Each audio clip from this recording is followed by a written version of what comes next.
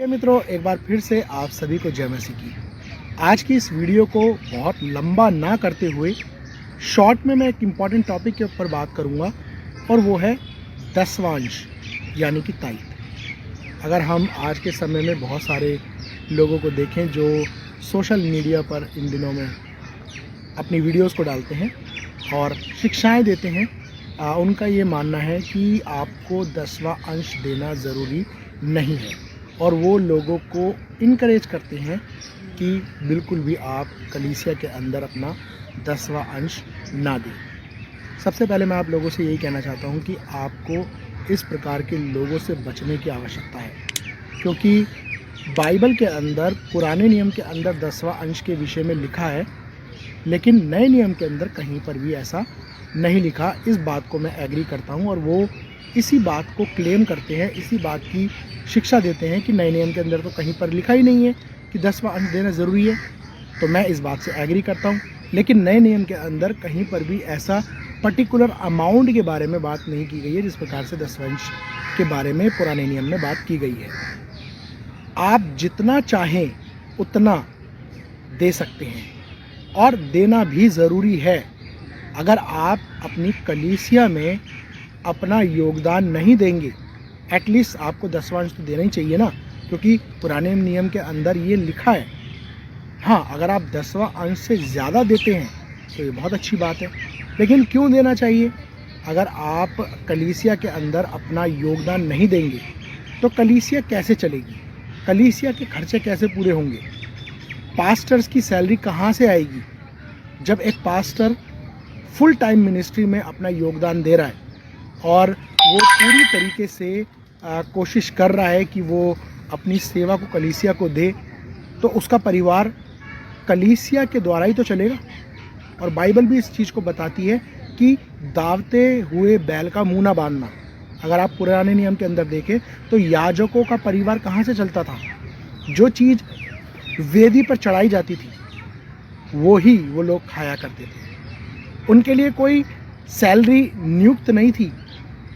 उनका कार्य, उनका घर परिवार मंदिर की चीज़ों से ही चलता था जो मंदिर में चढ़ाई जाती थी। तो प्रिय मित्रों, कलीसिया चलाने के लिए कलीसिया के लोगों का योगदान होना ज़रूरी है। अगर आप अपना योगदान नहीं दे रहे हैं और सभी कलीसिया के लोग अगर अपना योगदान नहीं दे रहे हैं तो फिर कलीसिया ग्रोथ कैसे करेगी?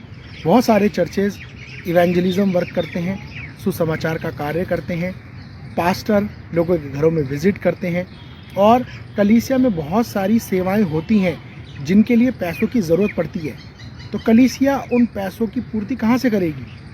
कलीसिया के लोग अपना योगदान देंगे, जभी तो कलीसिया का कार्य पूरा होगा, जभी तो कलीसिया सेवा कर पाएगी।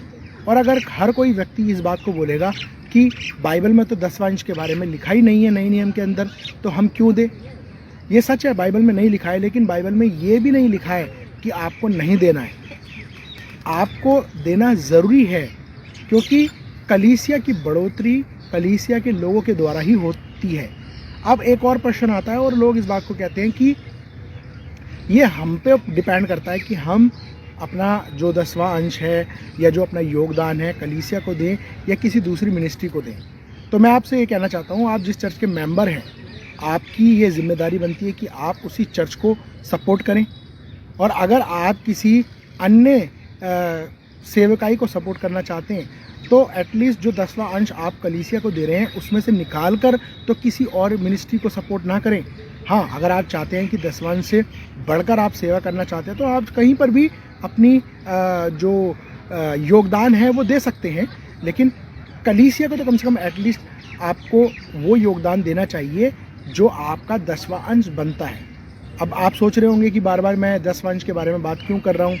10वां अंश के बारे में मैं इसलिए बात कर रहा हूँ कि कम से कम हमें 10वां अंश तो देना चाहिए और परमेश्वर इस बात को हमसे चाहता है कि हम अपना योगदान दें जिससे कि परमेश्वर की सेवा हो सके। तो अगर कोई व्यक्ति कहता है कि भाई मैं अपने 10वां अंश में से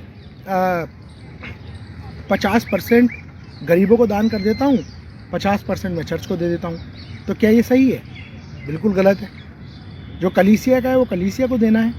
और अगर जो कलीसिया का अमाउंट, चाहे वो 10वां अंश है, वो अगर आप उसको दे रहे हैं कलीसिया को, उसके बाद अगर आप किसी की सहायता कर रहे हैं, किसी गरीब की सहायता कर रहे हैं, किसी दूसरी डिनोमिनेशन को या किसी दूसरे चर्च को या फिर किसी पास्टर को या किसी और संस्था को या फिर किसी और मिनिस्ट्री को सपोर्ट कर रहे हैं, तो आप करिए, किसने मना किया।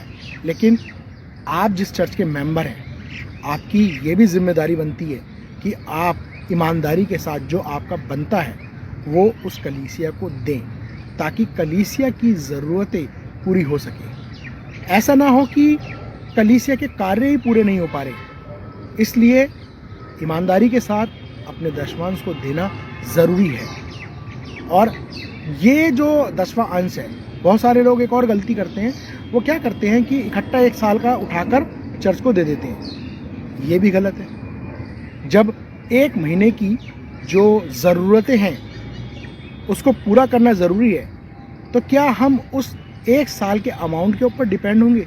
नहीं। जब हम सैलरी प्राप्त करते हैं तो हर महीने प्राप्त करते हैं ना। और अगर हमारे जो ऑफिस है, जहाँ पर भी हम काम करते हैं, हमें वो ये कहें कि आपको 1 साल के बाद आपको सैलरी मिलेगी, तो क्या हम काम करेंगे?